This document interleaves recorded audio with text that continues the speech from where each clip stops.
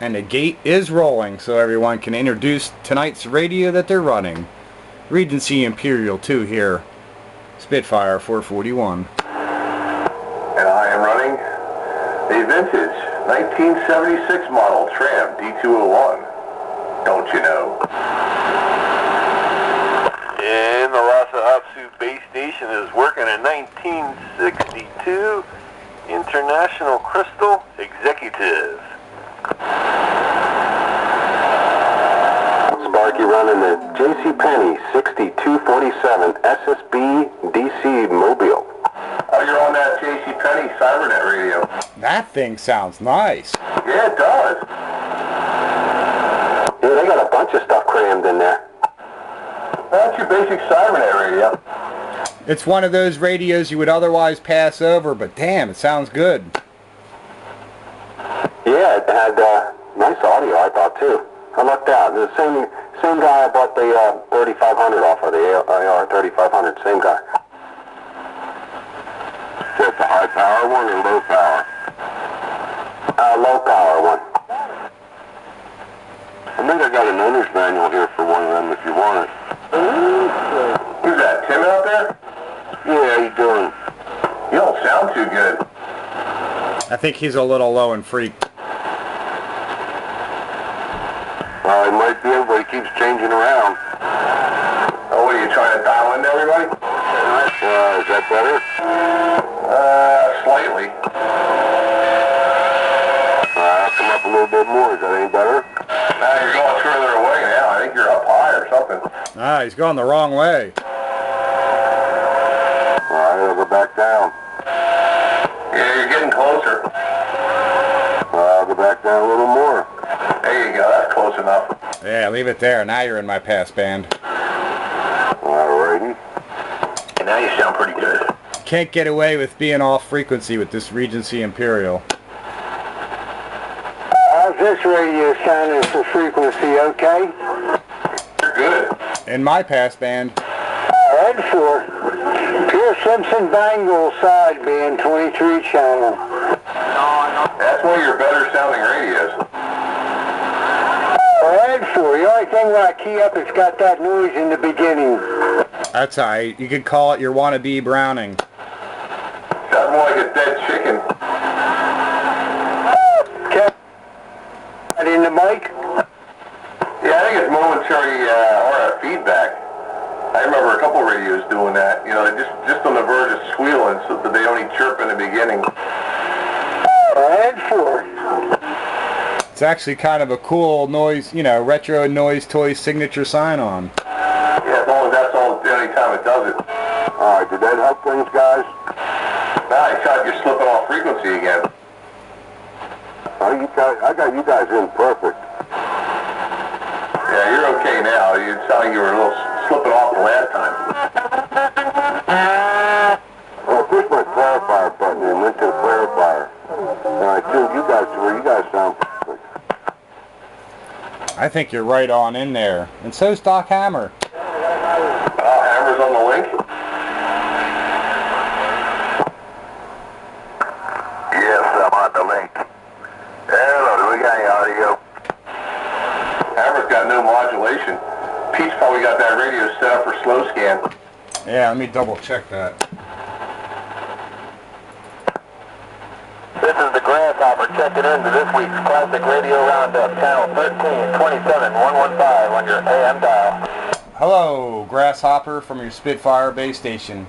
Go ahead there, Hammer. You should have audio now. I was running ALC for slow scan. Yeah, roger that. Hello, no audio. That's better. You're working now. Not fantastic, but better. Yeah, roger. We're on the world famous Yaesu FT101EX. Oh, you're running a Yazooski, huh? Yeah, I also had him at 5 watts of AM power, so that wasn't helping him out much. What you said there, retro cool noise, or retro cool sign-on noise toy. A nothing like doubling with my own base station. I cranked your power up and you had your power down too. Yeah, I saw that happen while I was talking. The signal jumped up in this unit. Yeah, that's probably better. It's showing up better on my end. Anyway, I don't know if this is running real good. I had to crank the mic gate way down because it overloads the speaker output really bad if I don't. Just running an FD104. Should sound alright about right there. Yeah, that sounds good. Evening, Dr. Hammer. Yeah, 44. Yeah, I talked to 44 on this thing yesterday or the day before via DX. He told me it was sounding pretty good. Sounded real good over the airwaves.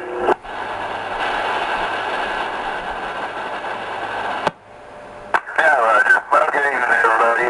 775 and Skeeter and Dave and Spitfire and 44 and Kim and everybody else. I'm going to copy the mail just a little bit. I'm standing by. I'll check. 10 Roger, right on. And I dropped that all day long. So yeah, guys, I did get a Cobra 142. If I can ever get a Wednesday night off, I'll get on that and talk on that then. Yeah, you need to set that up on a base station. Yeah. I purchased an Antron 99, and I talked to my landlord. He's going to let me put it on the chimney, so I'm going to get myself a set of chimney straps from Barbie's there on 61, and I'll get that up and running. There you go. Sounds like a plan.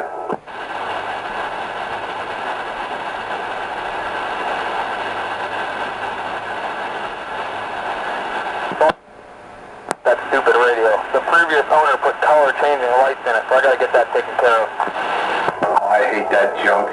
Ooh, Christmas lights. Yeah, it's really annoying at night, like when you have the room dark and then things shining in your eyes. That's really annoying. Yeah, I've seen them in mobiles already.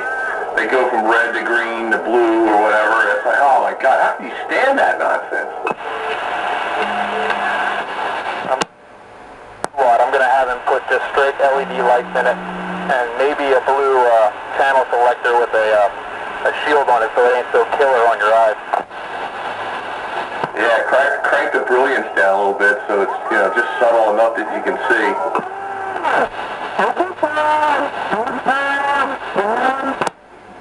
Yeah, 142s actually look really good with blue display.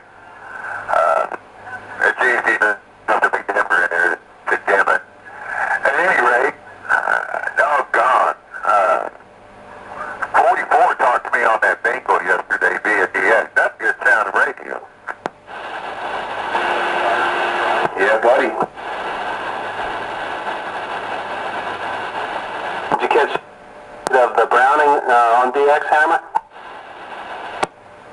Yeah, I listened to that water game. That's pretty good. The whole radio was sounding pretty good, wasn't it?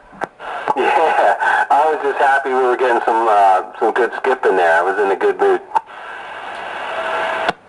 Man, roger that. Well, the last 2 days in the afternoon, you missed some good DX. I hollered for you tonight. I talked to 44 today and to Ron and a few others.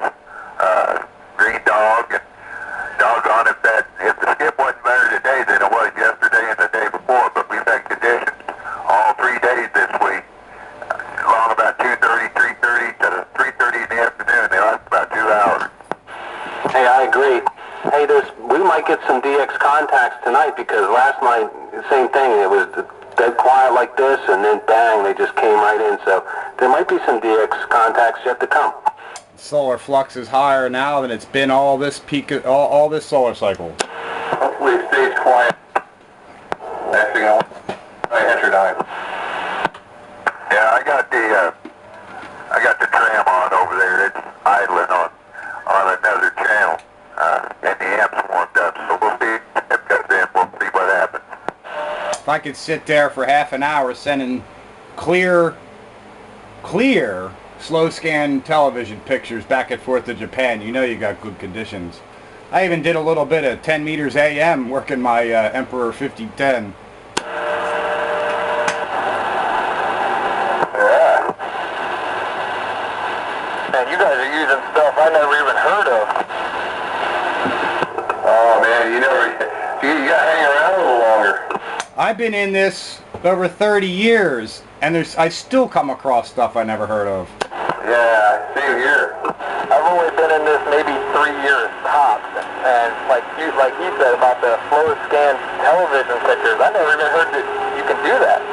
Oh yeah, you interface your computer with the radio, and you can take any picture, off your computer, and you put it in the program, and you transmit it through your radio out over the air. They receive it over there, wherever there may be, wherever conditions are going. So instead of talking, you're just sending pictures back and forth, and you can with the program you can overtype, put text in top of the picture and stuff. It's pretty cool. And this is ham radio though, not CB. Oh well, see, then I gotta get a ham ticket. That's correct. But it is way fun. It's so cool. It's so much more than just sitting there talking back and forth. I worked all around the world already on voice. I'm looking to try something different. So sending pictures is kind of fun. Pictures worth 1,000 words. I can't call you countywide then anymore. I have to call you worldwide. Uh-oh. Nope. I'm countywide every day of the week. Anytime I want to be, I can cover the county. But see, I'm only worldwide when conditions allow.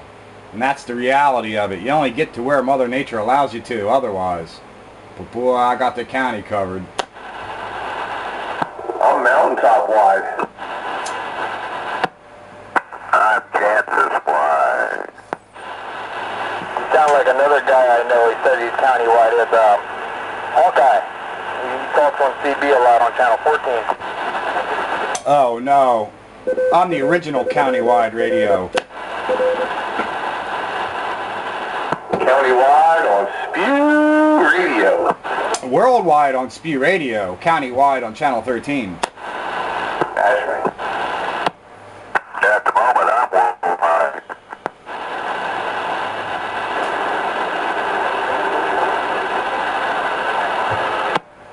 Worldwide on 15 watts out of this geezer. And you can turn it down even lower, considering what you're doing. Yo, how's it going? It's the Camel. Yeah, it is, Dave. It's sitting about 5 right now.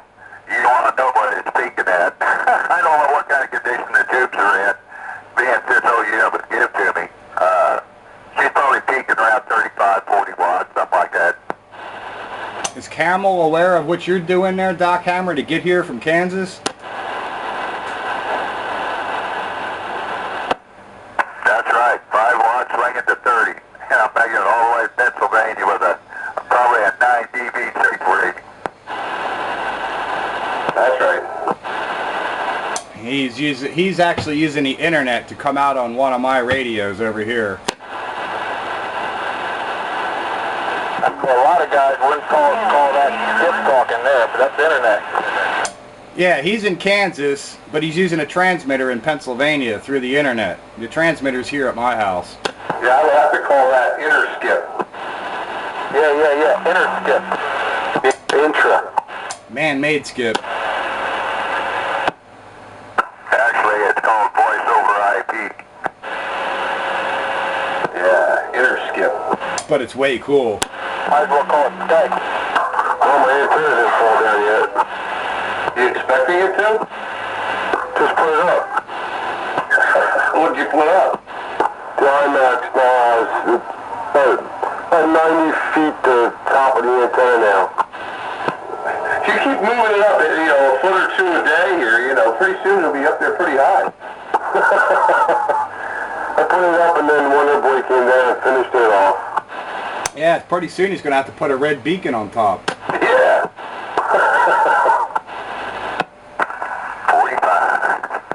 Yeah. Good skip there, huh? Yeah, put a little LED light on top, and then every time I key up, it lights up.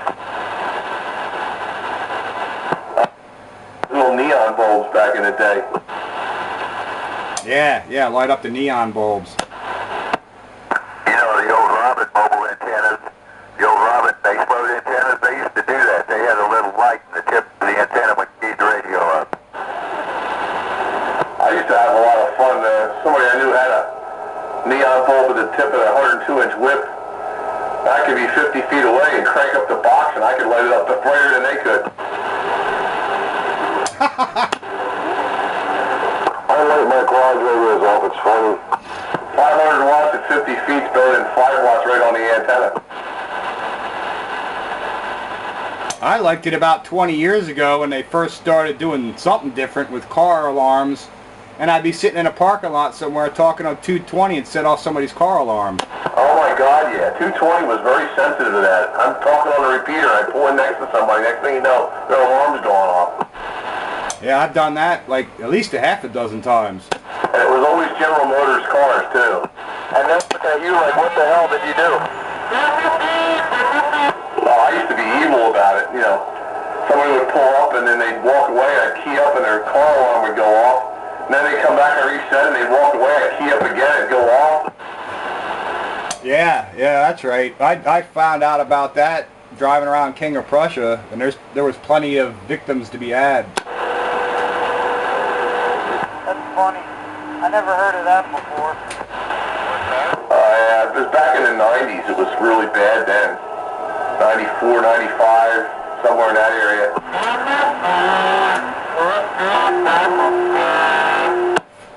Well, that's better than you hiding in the bushes outside the windows like you used to do when you were younger. Bush boogies. Hopefully nobody found out about your little trick and turned you into the FCC. I'm running perfectly legal. This was not a, this is a ham installation. It's perfectly legal. It's just a quirk in the design of the alarm system. That's right, which was under Part 15 and subject to interference, even if it causes undesirable operation from a licensed radio transmitter. Oh well. But you have to accept that interference as well. So what did it do to your radio? I don't have to accept interference. I'm a licensed radio station. If their car interferes with me, they're actually violating the law. Yeah, unless of course they're within radiation standards for Part 15, which happens. Well, that's true if you're right next to them or whatever. You ever notice, though, on the radio, driving down the road, whenever a Prius goes by, your noise level goes up? Not just Priuses, there's a bunch of cars that do it. Well, there's so many Priuses running around, it's the most obvious. I figured if I put enough power in the mobile, maybe if I key up I can make it stall.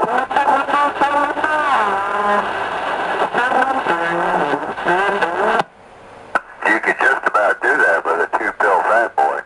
I'm running a 2-pill fat boy. Yeah, I mean, I don't have it turned on, but I got a 2-pill fat boy. I gotta wonder too, remember like a year or so ago they had all those reports of these Toyotas with the accelerators would lock up and they were floored and they couldn't stop the car. I gotta be wondering, these people are driving down the highway next to some big rig that's running a little bit of juice and the RF is what made the computer lock up. Yeah, you and I discussed this before, and that was what we had thought of, and it seemed like nobody in the industry had, thought of that idea. Well, yeah, what if there was some dirty 8-pill or something going by and then locked up the computer? Well, they don't think about that, because really the CD and these truck drivers, they don't really use it all that much. I mean, it's there, but they don't really use it.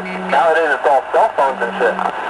Yeah, I know, but I mean, it's just funny that it doesn't seem like anybody made that connection or that possible connection. That's the first thing I thought of. Of course, I'm a radio guy. I guess that's why. It only takes one. I used to have a 98 Grand Am little 4-cylinder, and I had a Texas Star, the DX399, up at the end of the console under the dash. That thing knocked out my fuel gauge, my tachometer, and the battery gauge. The electronics got just the RF was too much for it. I got all that fixed and I moved the amp to the truck, and I never had any problems after that. Yeah, that's what you gotta do, Some of these newer cars just can't handle the power. I can remember even in my truck, sometimes when I was pushing it on sideband, it would make the car buck a little bit. You know, it would hesitate for a split second, like it misfire. That's as bad as mine ever got. But the other cars, whew, you could stall them. You know, now that all this is starting to come up, you know, ever since I put this amp in here, I get a check engine light coming on every once in a while that reads off an oxygen sensor, but it never happened before I put the amp in. Then there was... Or it could be, you know, so if it clears itself, then maybe it is the amp. You know, if you drive down the road and it goes through a couple of drive cycles, it'll clear itself. Then there was the times there were certain traffic lights. If you run enough power, you could change the traffic lights. Man, there were so many different interesting incidences back in the day of RF. What was it, the garage door openers? That was another one? Oh, my favorite was the car wash. When they first switched over to the electronic car wash, it was that one down in Norristown. I could go down there and put a couple of quarters in, then get back in the truck and fire up the amp, and it would like run the time way up to like 20 minutes or something. I've seen a guy do that at the car wash with his Roger beep. Every time he'd make his Roger beep fly, it would add another quarter. Yeah, there you go. And yeah, the engine light does go off. You know, it comes on, and then it goes back off randomly. I think it's the amp, because it never did it before I put brake acknowledged. Yeah, fun with RF. Although supposedly I've been told that the car wash people got wise to all that stuff and they put filters in, and that doesn't do that anymore. But I imagine maybe an older one around. All kinds of fun with the radio. There's a breaker out there. Got a break. Tickle's in the house. Oh, hey Pickle, don't get your pickle tickled. Hello, Tickle, not to be confused with Pickle. Countywide Radio, the Spitfire 441. How we all doing out there this eve? Doing real fine. The noise level's dropping off, and we got a bunch of locals in here playing with our antique flea market radios. I'm looking for one. I just, haven't been able to find